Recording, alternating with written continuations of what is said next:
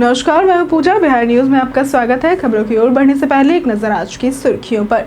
मधुबनी में सीएम नीतीश ने दी 8,400 करोड़ की सौगात। लाभुक संवाद कार्यक्रम में हुए शामिल। 25 योजनाओं का हुआ शिलान्यास।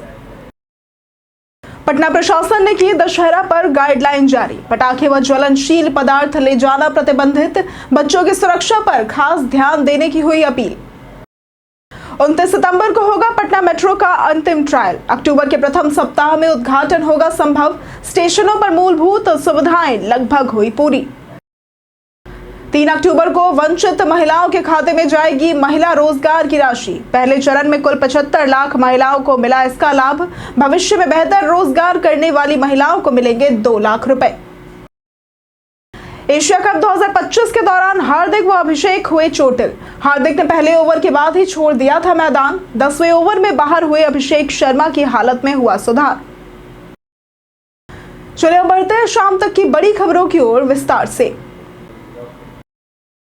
शिक्षा विभाग ने अनुकंपा नियुक्ति के अंकों में किया बड़ा बदलाव। शिक्षा विभाग ने अनुकंपा के आधार पर विद्यालय लिपिक और परिचारी पद पर नियुक्ति में न्यूनतम अंकों की बाध्यता में बदलाव किया है।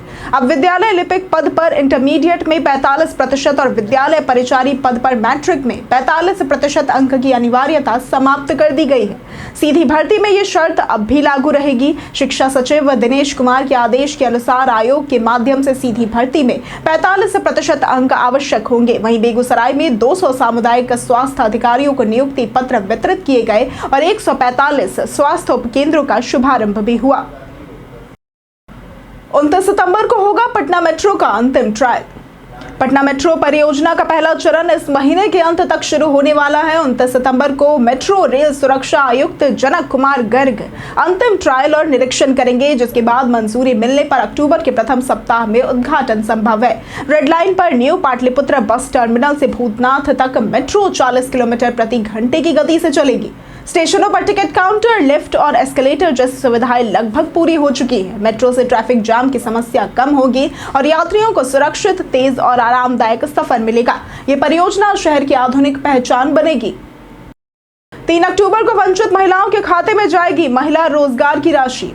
बिहार विधानसभा चुनाव से पहले सरकार ने महिला रोजगार योजना की पहली किस्त के तहत 75 लाख महिलाओं के खातों में सीधे 10-10 हजार रुपए ट्रांसफर किए हैं। प्रधानमंत्री नरेंद्र मोदी और मुख्यमंत्री नीतीश कुमार ने योजना के पहले चरण की राशि जारी की, जिसमें कुल 7500 करोड़ रुपए डीबीटी के माध्यम से भेजे गए। योजना का लाभ प्रत्येक परिवार की एक महिला को मिलेगा और बची हुई महिलाओं को 3 अक्टूबर को पहली किस्त मिलेगी। भविष्य में रोजगार बेहतर करने वाली महिलाओं को 2 लाख रुपए तक अतिरिक्त सहायता भी दी जाएगी। मुख्यमंत्री ने महिलाओं से राशि के सही उपयोग और आत्मनिर्भर बनने की अपील की।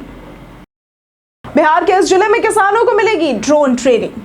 बिहार के जहानाबाद में किसानों को आधुनिक खेती के लिए ड्रोन उड़ाने की ट्रेनिंग दी जाएगी, जिससे वे खुद ही खेतों में दवा और खाद का छिड़काव कर सकेंगे। पहले किसान इसके लिए 300 रुपए प्रति एकड़ ड्रोन किराया देते थे, लेकिन अब ट्रेनिंग के बाद ये खर्च बच जाएगा। ये ट्रेनिंग पंचायत स्तर पर 3 से 18 अक्टूबर तक संभावित है। ड्रोन तकनीक से खेत का नक्शा बनाकर सॉफ्टवेयर के जरिए रूट और मात्रा तय की जाती है, जिससे काम घंटों में होने वाला मिनटों में पूरा हो जाता है। इससे मेहनत कम और फसल की उपज बढ़ती है।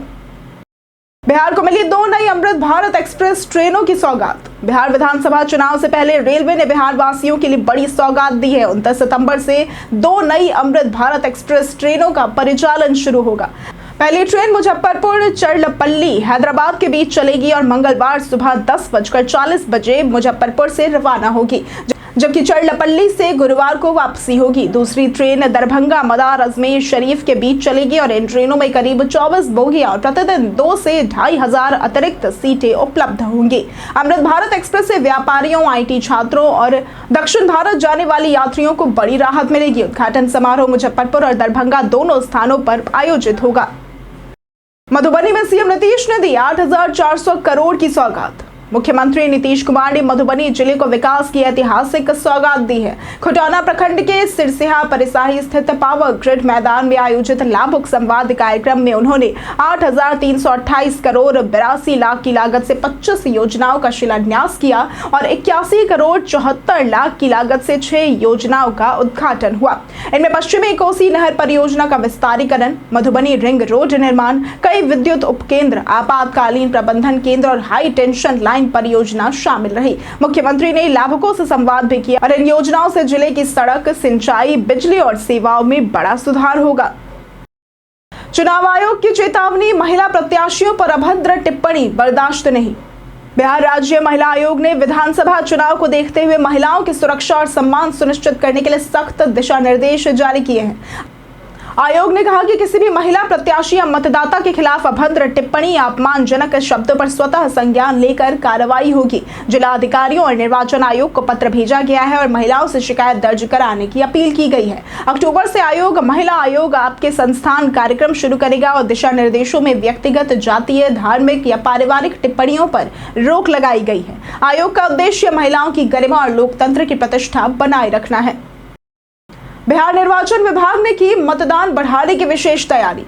बिहार निर्वाचन विभाग ने इस बार मतदान बढ़ाने के लिए विशेष तैयारियां की हैं। 243 विधानसभा क्षेत्रों को वोटिंग प्रतिशत के आधार पर 5 श्रेणियों में बांटकर मॉनिटरिंग शुरू कर दी गई है। अधिकारियों को निर्देश दिए गए हैं कि 2020 के विधानसभा चुनाव में 57.34% रहे औसत मतदान से अधिक और राष्ट्रीय औसत 66.1% के करीब मतदान सुनिश्चित किया जाए। जागरूकता बढ़ाने के लिए घर घर अभियान, रंगोली, पेंटिंग, क्विज और स्कूल कॉलेज में निबंध प्रतियोगिताओं जैसी गतिविधियां आयोजित की जाएंगी। 2020 में कम वोटिंग वाले क्षेत्र पटना के बांकीपुर, कुम्हरार और दीघा थे, जबकि कोढ़ा, बरारी और कस्बा में अधिक मतदान हुआ था।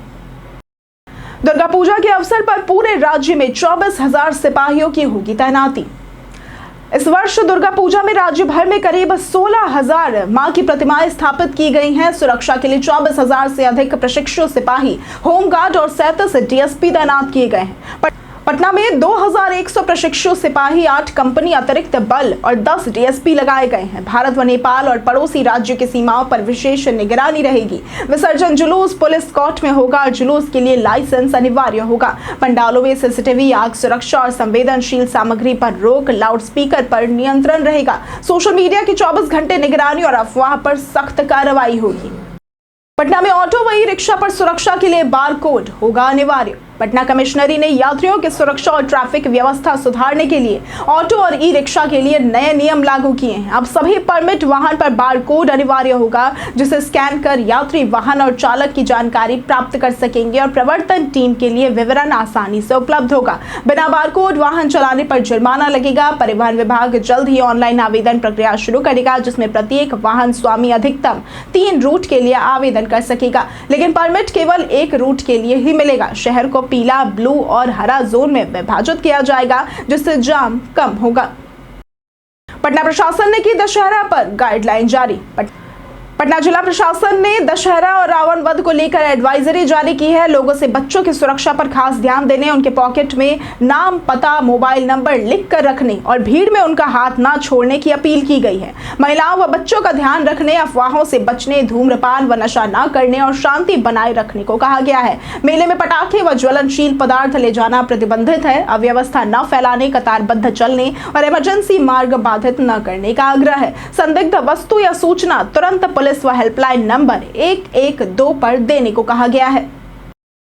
पटना एयरपोर्ट पर अमित शाह की सुरक्षा में हुई बड़ी चूक। पटना एयरपोर्ट पर केंद्रीय गृह मंत्री अमित शाह के काफिले के दौरान सुरक्षा में बड़ी चूक सामने आई है। जानकारी के अनुसार अमित शाह के एक निजी होटल से एयरपोर्ट के लिए निकल रहे थे, तभी अचानक एक 4 व्हीलर गाड़ी काफिले के रास्ते में आ गई। सुरक्षा कर्मियों ने तुरंत स्थिति का एहसास किया और गाड़ी को सड़क किनारे साइड कराया, जिससे काफिला सुरक्षित रूप से एयरपोर्ट में प्रवेश कर सका। घटना का वीडियो भी सामने आया है और इस घटना के बाद लोगों में सवाल उठ रहे हैं कि जब गृह मंत्री के आगमन की पूरी जानकारी पहले से थी, तो ऐसी सुरक्षा चूक कैसे हुई। AIMIM ने 82 सीट पर उम्मीदवार किया घोषित।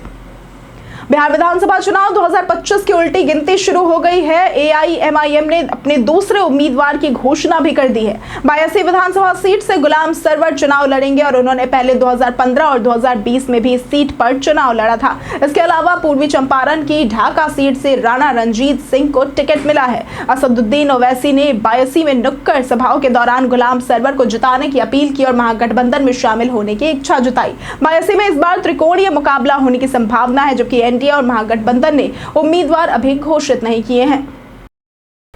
त्योहारी सीजन में जाने क्या है बिहार में सोने का दाम।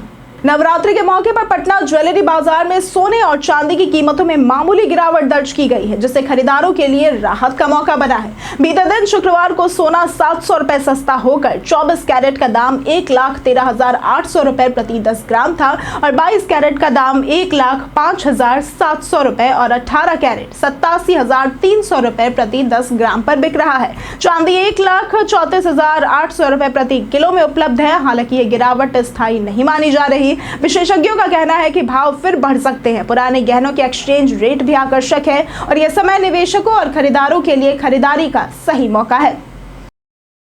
एशिया कप 2025 के दौरान हार्दिक और अभिषेक हुए चोटिल।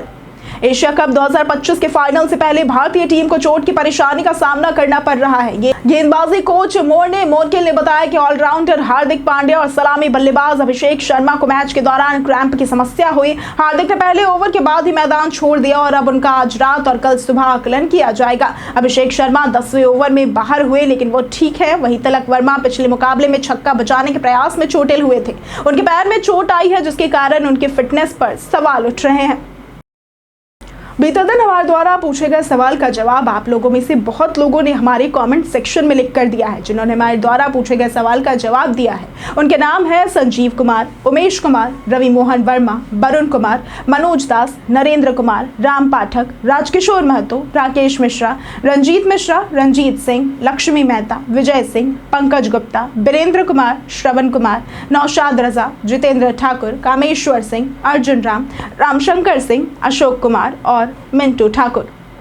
इसी के साथ बढ़ते हैं आज के सवाल की ओर। आज का सवाल है, आपको क्या लगता है पटना मेट्रो के उद्घाटन के बाद क्या वाकई सड़कों पर ट्रैफिक जाम से राहत मिलेगी?